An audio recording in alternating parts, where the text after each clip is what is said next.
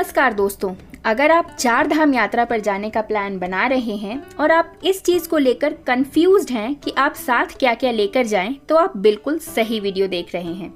दोस्तों, चार धाम की यात्रा पर आप जब निकलते हैं तो आपको ठंड तो ज़रूर मिलती है, तो बिना किसी डाउट के आप अपने गर्म कपड़े तो ज़रूर पैक कर लें।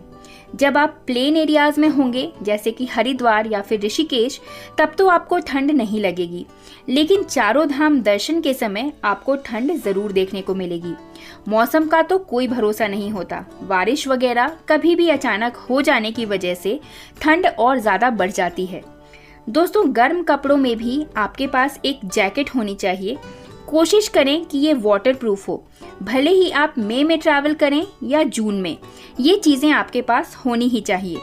इसके अलावा ग्लव्स या कैप्स लेना भी आप ना भूलें। इसके बाद हम ट्रैकिंग की बात करें तो इसके लिए भी कुछ खास चीज़ें आपके पास होनी चाहिए। बेसिकली ट्रैकिंग आपको दो ही जगह करनी है, एक तो यमुनोत्री धाम में और दूसरा केदारनाथ धाम में। केदारनाथ धाम की ट्रैकिंग थोड़ी लंबी है और यमुनोत्री धाम में थोड़ी सी ही ट्रैकिंग है। जब बात ट्रैकिंग की आती है तो सबसे पहले आपके पास अच्छे शूज होने चाहिए। आपके शूज की सोल मजबूत होनी चाहिए, नहीं तो बारिश में फिसलने का भी डर होता है और आपका बैलेंस भी बिगड़ सकता है। आप वाटरप्रूफ शूज भी ले सकते हैं। एक स्लीपर भी आपको अपने पास रखनी है, क्योंकि अगर कहीं आप स्टे करते हैं तो आप हर समय शूज पहनकर नहीं रह सकते। वूलन सॉक्स भी आपको अपने साथ रखना है। एक छोटा बैग आपको अपने साथ रखना होगा। आप चाहें तो स्लिंग बैग कैरी कर सकते हैं, जो आप ट्रैक करते समय भी आसानी से कैरी कर पाएं। इससे आपके दोनों हाथ फ्री होंगे। ये छोटे साइज का ही बैग होना चाहिए, जिससे आप ट्रैकिंग के समय अपना ज़रूरी सामान इसमें रख सकें, जैसे कि आपका फ़ोन, पावर बैंक, मेडिसिन वगैरह। अगर आप अपने साथ कैरी करते हैं तो वो सब आप इसमें रख सकते हैं। एक पानी की बोतल आपकी इस बैग में आ जानी चाहिए। बहुत ज़्यादा बड़ा बैग कैरी ना करें, क्योंकि ट्रैकिंग में वैसे भी थकान हो जाती है। अगर आप साथ में बड़ा बैग भी कैरी करेंगे तो ये आपके लिए एक्स्ट्रा बर्डन हो जाएगा। अगर आप ग्रुप में ट्रैवल कर रहे हैं तो इन चीज़ों को आपस में डिवाइड करके सब लोग थोड़ा थोड़ा सामान कैरी कर सकते हैं। बात सही है कि पैदल चलना हो तो हाथ खाली ही रखना चाहिए, लेकिन ज़रूरी सामान तो आपको अपने साथ रखना ही होगा, जिससे आपकी यात्रा आसान हो सके। दोस्तों, अब बात करते हैं बरसात के टाइम की। चार धाम का मौसम, खासकर केदारनाथ धाम का, ये कब बदल जाए कुछ पता नहीं चलता। पल भर में नॉर्मल मौसम से बारिश का मौसम आ जाता है। मई का मौसम तो फिर भी ठीक होता है, लेकिन जून का महीना शुरू होते ही चारों धामों में मॉनसून का टाइम शुरू हो जाता है। फिर तो हो सकता है कि आपको चारों धामों में बरसात का सामना करना पड़े। तो ऐसे मौसम से बचने के लिए आपके पास एक रेनकोट और एक छतरी भी होनी चाहिए। ये छतरी दोस्तों आप ट्रिपल फोल्ड वाली यूज़ कर सकते हैं, जो काफ़ी कम स्पेस लेती है पैक करने में। इसके अलावा इन चार धामों पर अगर आपके पास रेनकोट नहीं है तो ये लोग एक बड़ी पन्नी सेल करते हैं। इमरजेंसी में लोग बारिश से बचने के लिए इस पन्नी का भी इस्तेमाल करते हैं। दोस्तों, अगर दवाइयों की बात करें तो अगर आपकी कोई बेसिक नीड है, कोई दवा आप रेगुलर खाते हैं, तो वो आप अपने साथ ज़रूर कैरी करिए। इसके अलावा fever, headache, acidity, vomiting, Hajmola या फिर पेन किलर्स और मूव या वॉलिनी स्प्रे भी आप अपने साथ कैरी कर सकते हैं। आपको अपनी बॉडी के बारे में ज़्यादा पता है। हम ये नहीं कह रहे कि आप ये सारी दवाइयाँ अपने साथ लेकर चलिए, लेकिन ये ज़रूर सोच लीजिए कि ट्रैकिंग के टाइम या फिर ट्रैवलिंग में खाना, पीना, रहना, सोना, ये सब थोड़ा डिस्टर्ब हो जाता है।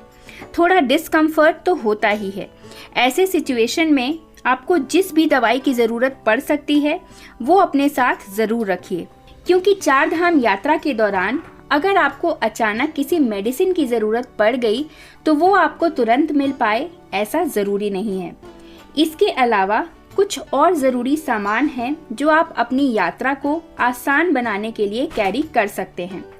दोस्तों, अगर ज़्यादा पैदल चलने में आपको घुटने में दर्द वगैरह की शिकायत है तो आप नी कैप्स ज़रूर कैरी करें। ये ऑप्शनल है, सबको कैरी नहीं करना, लेकिन जिनको घुटने का दर्द होता है वो ज़रूर कैरी करें। इसके बाद नंबर आता है टॉर्च का।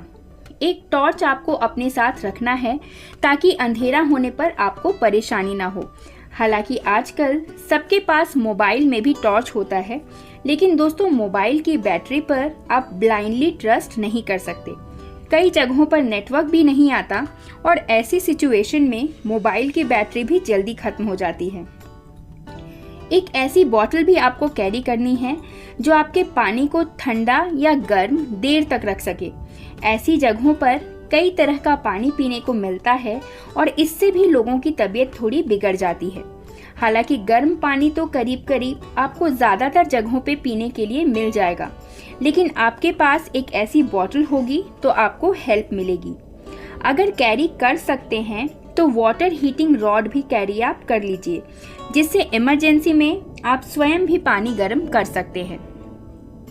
दोस्तों 4 धाम की यात्रा में जब आप प्लेन रास्तों पर होंगे तो आपको ठंडे पानी की ज़रूरत होगी, और जब आप पहाड़ों में होंगे तो आपको गर्म पानी की ज़रूरत होगी। एक पावर बैंक भी आपके पास ज़रूर होना चाहिए। दोस्तों इसके अलावा एक ऑक्सीजन कैन भी आप अपने साथ रख सकते हैं जिनको ब्रीदिंग प्रॉब्लम होती है। केदारनाथ ट्रैक में कुछ लोगों को सांस लेने की समस्या होती है, तो उस समय ये ऑक्सीजन कैन वरदान बन जाता है।